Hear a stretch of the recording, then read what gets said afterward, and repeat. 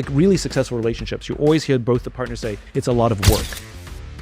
So I can take accountability, because some of it's about awareness.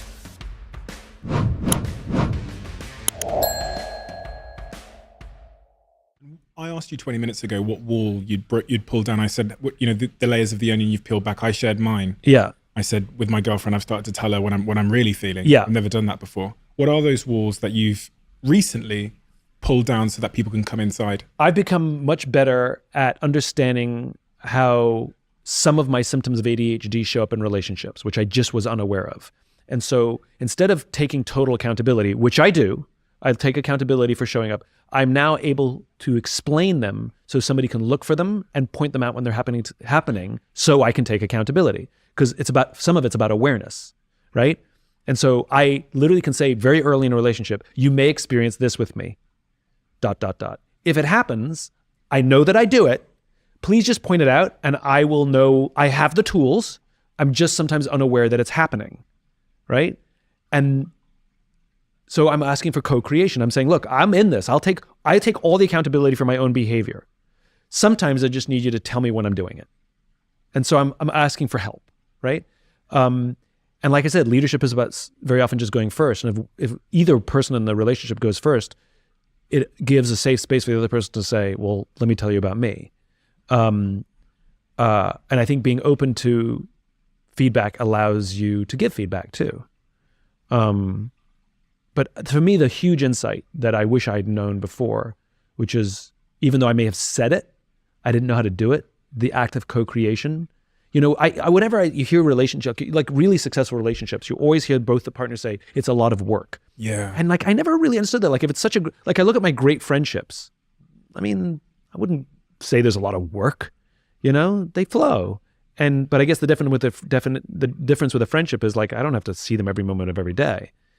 And I think the work is that act of co-creation. I thought the work was sacrifice. When I heard great relationships going, oh, it's a lot of work, I thought, well, they're not sleeping at night and right. He can't watch the football every time he wants to watch it. I didn't think it was active work. I thought it was the stuff that you didn't get to do. That's funny. Yeah, it's not sacrifice, it's service. Yeah. And again, it's really funny, my experience with the military versus private sector. So if I do anything pro bono in private sector, and this is since the dawn of time, right? If I do anything as a favor to a company, almost always they will continue to take and take and take and take until I put my hands up and go, okay, we're done. This is enough, right? The military, it's the total opposite. I'll do something as a favor to somebody and I will never hear from them ever again.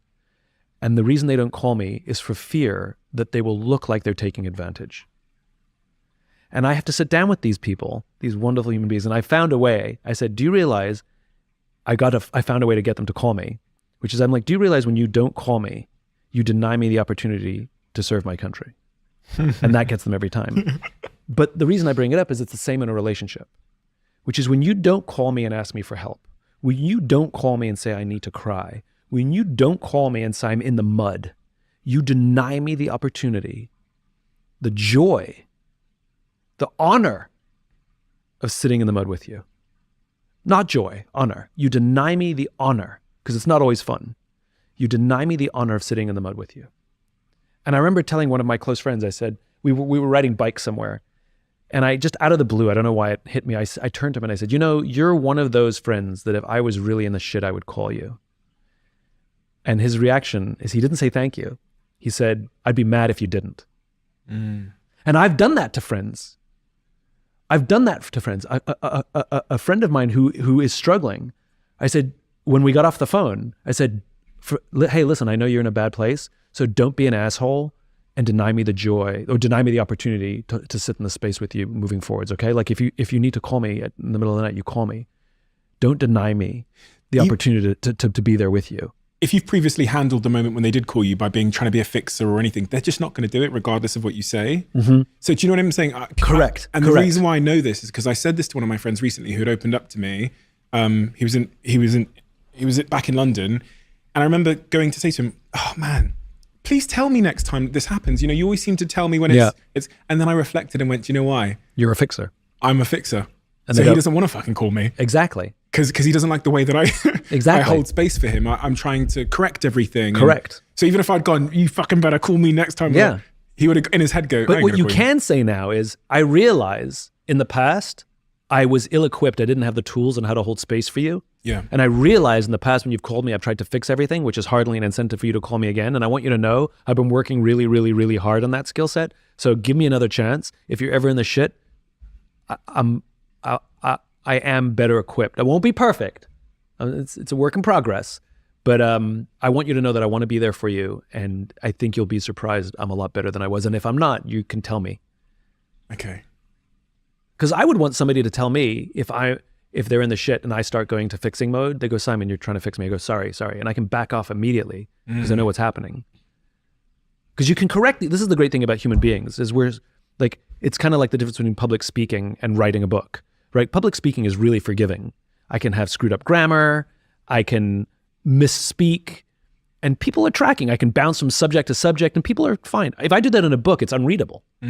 Right? And so it's the same, having a conversation with someone, like it's a very forgiving process. Like when you're trying to fix something and then you're doing, and that's not what they need. And they go, stop trying to fix it. You're like, sorry. You can actually get the energy in the right place back really quickly. Something you can't do over text.